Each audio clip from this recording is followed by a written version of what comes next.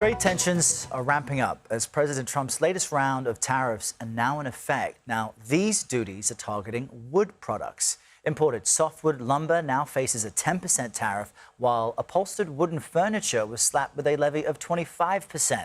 CBS News MoneyWatch correspondent Kelly O'Grady joins us now with the latest on all of this. Kelly, good morning. Great to see you. Yes. I'm always surprised by how expensive furniture is, so I keep that in mind as I ask you, how will these tariffs impact our viewers? Well, as you would suspect, right, it could mean higher tariffs. Now, the lumber one, if you have home builders, right, a lot of new constructions, building homes, we don't have enough supply in this country of first, sort of those starter homes to begin with. And then if you're thinking about furnishing, especially for folks that are looking for some of those cheaper options from India and China, this tariff added could mean higher prices. What I will note, though, is these tariff rates, they aren't too high. And we have seen a lot of companies in other industries absorb some of that so that you and I don't get a huge increase.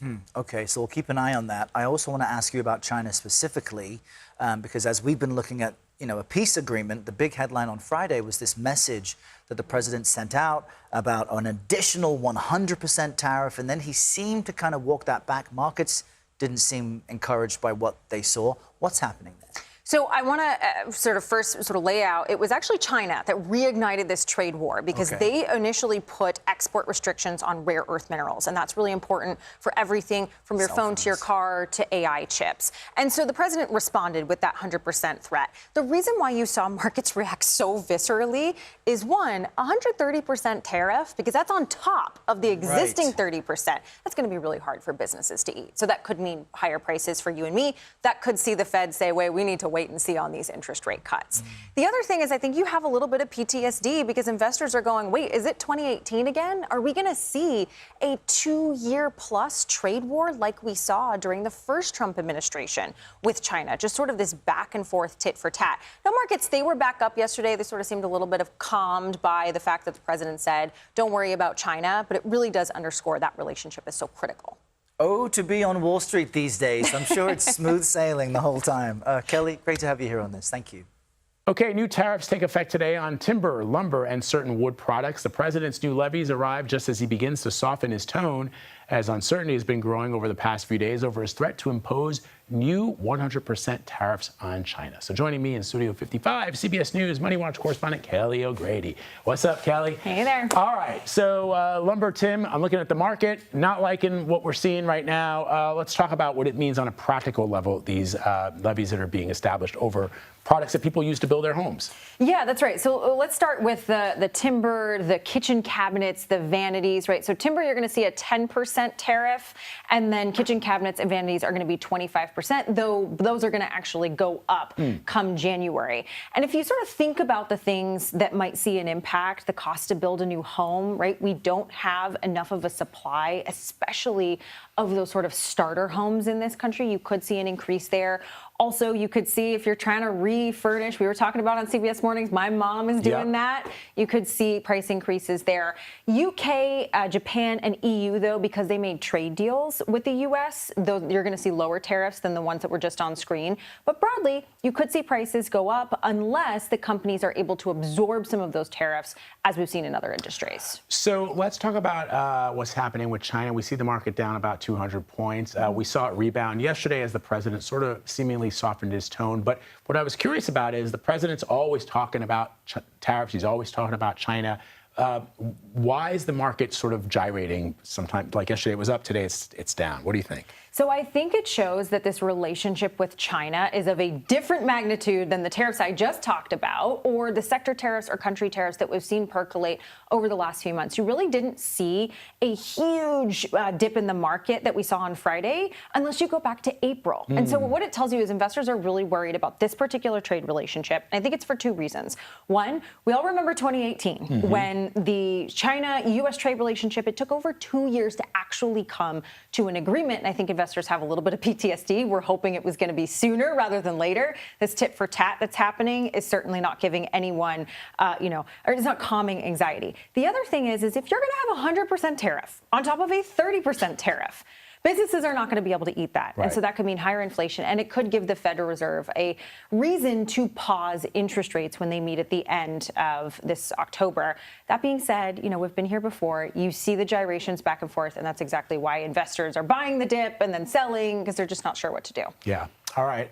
We'll be watching. Thank you as always, Kelly. Appreciate you.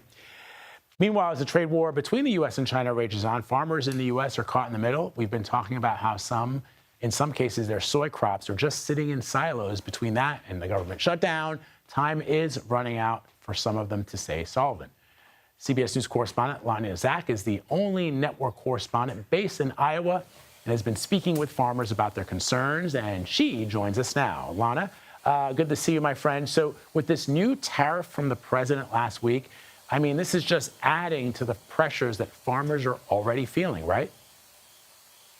That's exactly right, Vlad. So every time the United States has issued another tariff or threatened another tariff, China has been hitting right back, tariff for tariff. And the loser in all of this are American farmers, as well as everybody else who is supported by the agriculture industry in this country. I've been talking to farmers all across the state of Iowa and throughout the Midwest about their concerns. Take a listen. We appreciate that those resources are likely coming, but you don't know when, you don't know how much, you don't know what those dollars are going to look like. But when you start to stack all of those things together, you're really coming up against some real pressures that make it very difficult for families to navigate how to get to the other side. And so they are hopeful that President Trump is going to make good on that promise to use some of the revenue that the U.S. is taking in from tariffs, like he did in his first trade war with China during his first term in office, to help supplement the losses, which are estimated at about 40% of soy crops this year over just a few years ago, Vlad. And the real problem for these farmers is not merely that they can't offload their soy now, but that they are worried that as China is continuing to buy soy from other countries, that those markets will be closed off to them indefinitely. So what options do they have, Lana, to save their crops? So right now they are busy harvesting, and I can tell you that's happening around the clock. Even late at night, I've seen those combines out in the field, and they're trying to get every last penny that they can from what has been otherwise a banner year for these crops. But with so much supply and so little demand, there is definitely an oversupply right now. So a lot of farmers are considering putting them in those grain silos. You always see them in my reporting, those big metal structures. But if you don't already own a grain silo, well, then you're paying for storage fees. And the other problem with all of that, farmers are telling me, is that if you're storing it and everybody else is as well, you're just continuing the oversupply of the market. So some of them are taking a deep loss and selling their crops for whatever they can just to try and get some revenue in. But with those additional tariffs that are set to go into effect on November 1st, they're also looking at the potential for increased expenses for them. So it's really a lot of nail biting that's happening out here, Vlad. Yeah. Lana Zak, always great to talk to you on such an important subject. Thank you very much for your reporting.